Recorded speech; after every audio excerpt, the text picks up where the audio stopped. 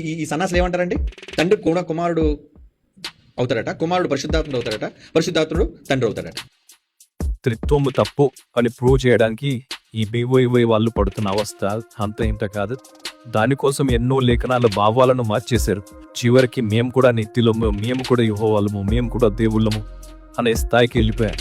అసలు త్రిత్వము అంటే ఏంటి, దానిపైన ఉన్న నాలెడ్జ్ ఎంత బీవైవైకి అని అంటే జీరా నాలెడ్జ్, ఏమీ తెలియదు.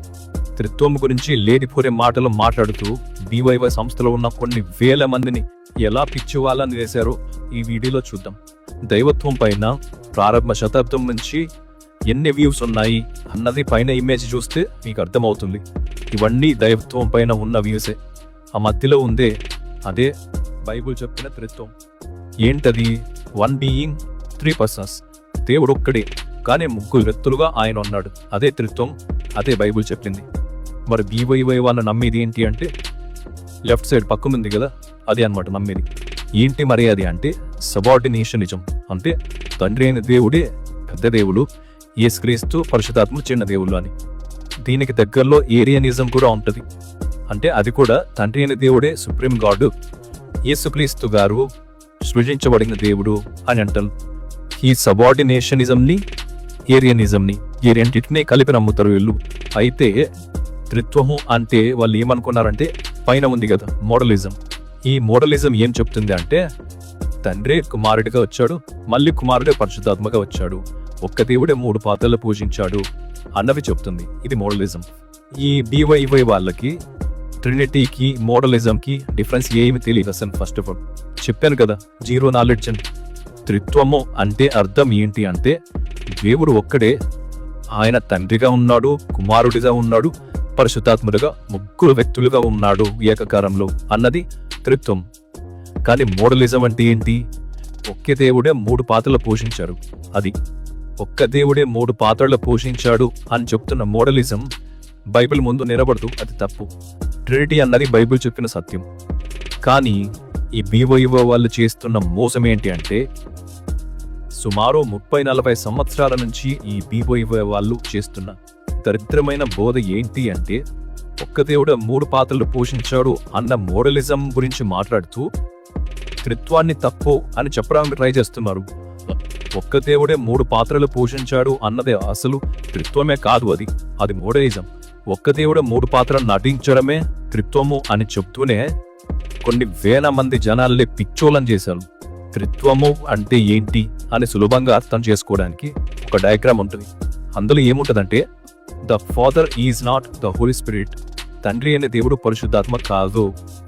The holy spirit is not the son. పరిశుద్ధాత్ముడు కుమారుడు కాదు. The son is not the father. యేసుక్రీస్తు తండ్రి కాదు. ఈ త్రిత్వాన్ని అర్థం చేసుకోవడానికి ఉండే డయాగ్రామ్ లో చాలా క్లియర్ గా ఉంది. తండ్రి కుమారుడు కాదు, కుమారుడు పరిశుద్ధాత్మ కాదు అని ఇంత చక్కగా డయాగ్రామ్ లో ఉంటే తండ్రి కుమారుడు, కుమారుడే పరిశుద్ధాత్మ అని వీళ్ళు తప్పుడు బోధ చేస్తున్నారు అని మోడలిజం గురించి మాట్లాడుతూ వీళ్ళు త్రిత్వాన్ని తప్పు అని అంటున్నారు. అంటే మా సంస్థలో ఉన్న వాళ్ళు వెరిజనాలు మేము ఏది చెప్తే అది గుట్టిగా నమ్మి గంగిరెద్దులాగా తల ఒప్పుకుంటూ పోతారులే అని అనుకున్నారు అన్నమాట వీళ్ళు. తండ్రి కుమారుడిగా వచ్చాడంట, కుమారుడే పరిశుద్ధాత్మగా ఉన్నాడంట, సో కాబట్టి ఒక్కరే 3గా నటిస్తున్నారంట.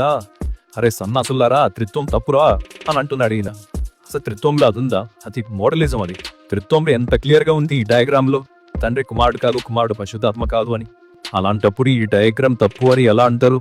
నేను ఒక్కడనై ఉండక నన్ను పంపిన తండ్రి కూడా ఉన్నావురా రే, ఒరే పిచ్చోళ్ళారా ఉన్నావురా, ఆయన ఉన్నాడు రా, నన్ను పంపాడురా. కానీ ఈ సన్నాసులు ఏమంటారండి?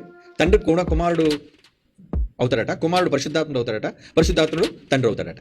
ఏమంటే దీనికి పరికమాల ఒక డయాగ్రాము, ఏమంటే దీనికి ఒక సింబల్ ఎక్కడుందిరా బైబిల్లో? సింబల్ ఎవరు సృష్టించాడు దరిద్రపు సింబల్ని?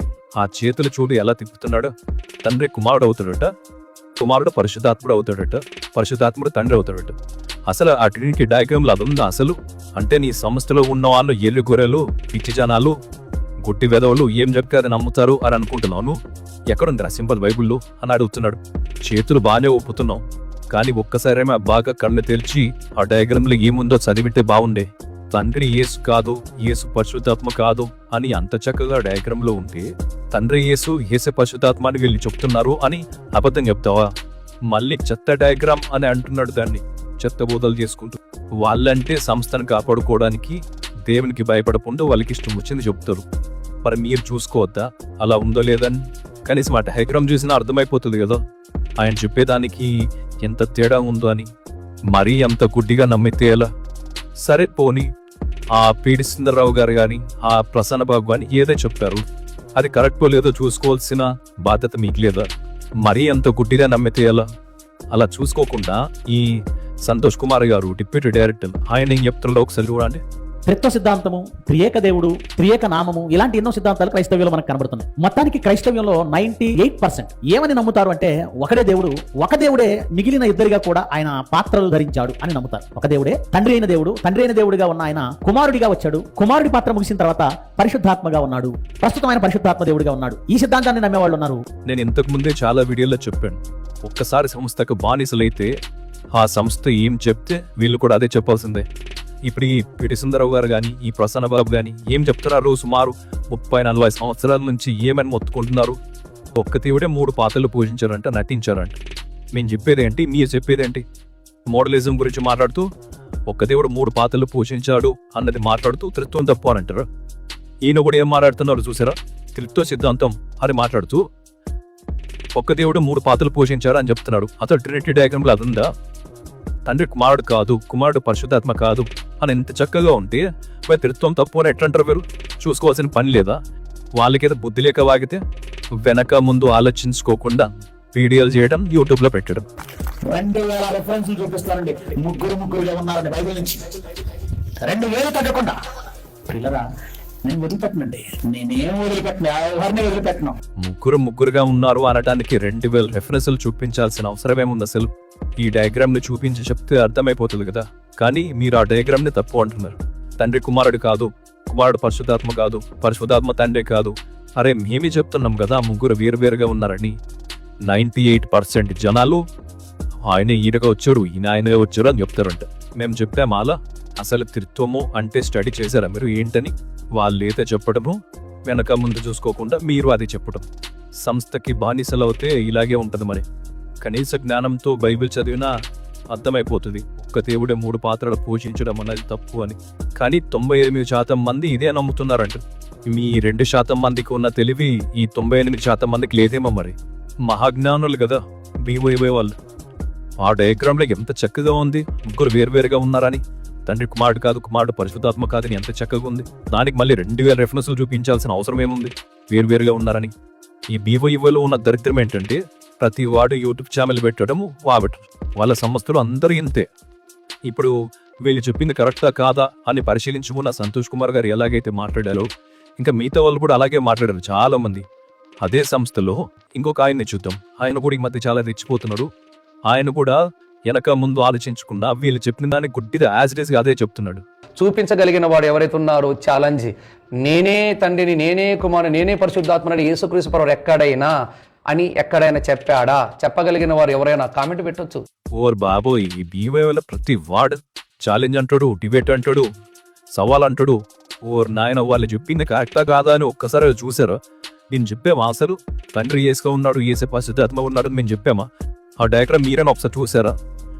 మీ నాయకులు ఏది వాగితే వెనక ముందు చూసుకుంటే మీరు అదే వాగుతారు. వచ్చి ప్రతి వాడు యూట్యూబ్ ఛానల్ పెట్టడము, నోటుకొచ్చింది చెప్పడం.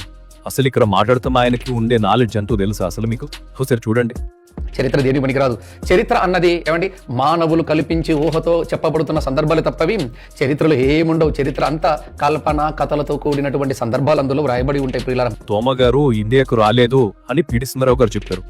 తోమ గారు ఇండియాకు వచ్చారు అని జాన్సన్ విక్టర్ గారు చెప్పారు. ఈయన పిడి సుందరరావు గారు ఫ్యాన్ ఏమో మళ్ళీ. ఎందుకంటే ఇండైరెక్ట్ గా జాన్సన్ విక్టర్ తప్పు చెప్పాడు అని అంటున్నాడు. తోమ గారు ఇండియాకి వచ్చినట్టు చరిత్రలో ఆధారాలు ఉన్నాయి అంటే ఈయన అంటున్నాడు చరిత్ర అనేది కల్పితమైనది అని అంటున్నాడు. కథ అంటే కల్పించింది, చరిత్ర అంటే జరిగింది. 1947లో మనకు స్వాతంత్రం వచ్చింది అని చరిత్రలో ఉంటది. అది కల్పించిందా? కథకి చరిత్రకి తేడా తెలియదు. యూట్యూబ్ ఛానల్ పెట్టడం త్రిత్వం తప్పు అని చెప్పడం. మీ నాయకులు చెప్తే వెనక ముందు తీసుకోకుండా పెట్టడం. తోమ ఇండియాకు వచ్చాడని దేనిని ఆధారం చేసుకుని చెబుతున్నాం? చరిత్రను ఆధారం చేసుకుంటున్నాం. చరిత్ర అనేది కల్పనా కథలతో కూడుకున్నది, అందులో జ్ఞానం ఉండదు. చరిత్ర అన్నది కల్పితమైతే తోమ గారు ఇండియాకు వచ్చారని మీ జాన్సన్ విక్టర్ గారు ఎట్లా చెప్పారు? మరి ఆయన బతుకున్నప్పుడు వెళ్ళి అడిగావా?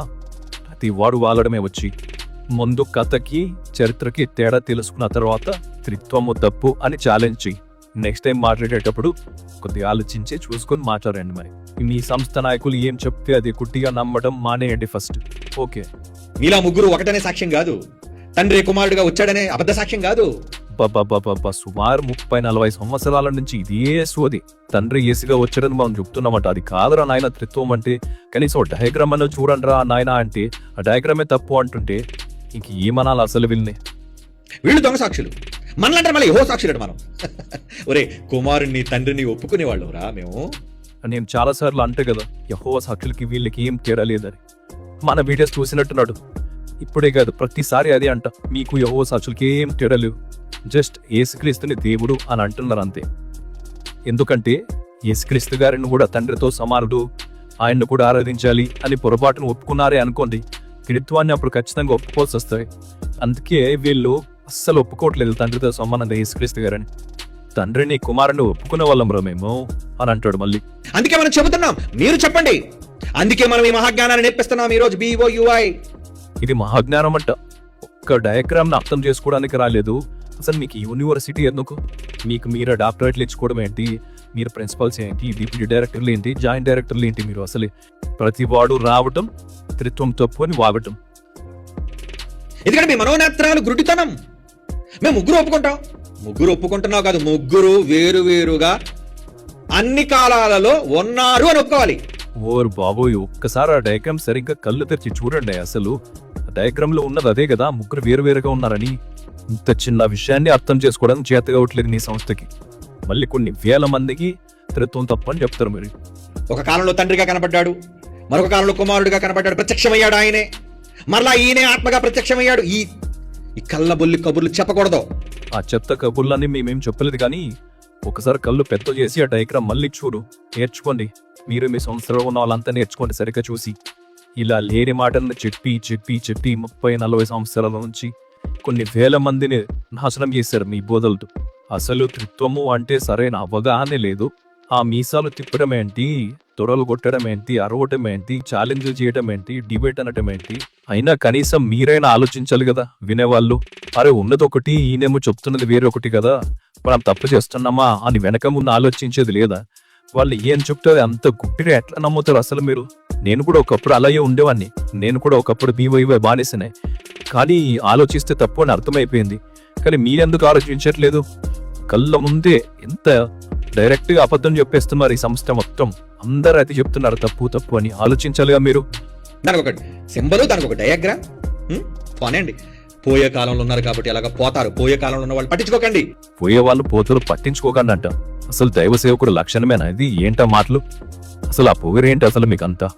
కొద్దిగా కళ్ళు తెరిచి చూసి మాకేం రాదు తండ్రి మాకు నేర్పించండి అని దేవుణ్ణి అడుక్కొని నేర్చుకోండి. మాకు తెలిసినంత జ్ఞాన ప్రపంచంలో ఎవ్వడికి తెలియదని బావిలో కప్పల్లాగా ఉంటే ఎప్పటికీ దేవుని జ్ఞానం అర్థం కాదు. అది నేర్చుకోండి ఫస్ట్. ముందు కనీసం ఒక డయాగ్రామ్ అర్థం చేసుకోవడమైనా నేర్చుకోండి. అసలు త్రిత్వం అంటేనే తెలియట్లేదు, త్రిత్వం గురించి డిబేట్లు చేస్తారంట, ఛాలెంజ్లు. మళ్ళీ దయచేసి BOUI సంస్థలో ఉన్న వాళ్ళు ఆలోచించండి. మీరు తెలియకుండానే వాళ్ళకి బానిసలు అయిపోయారు.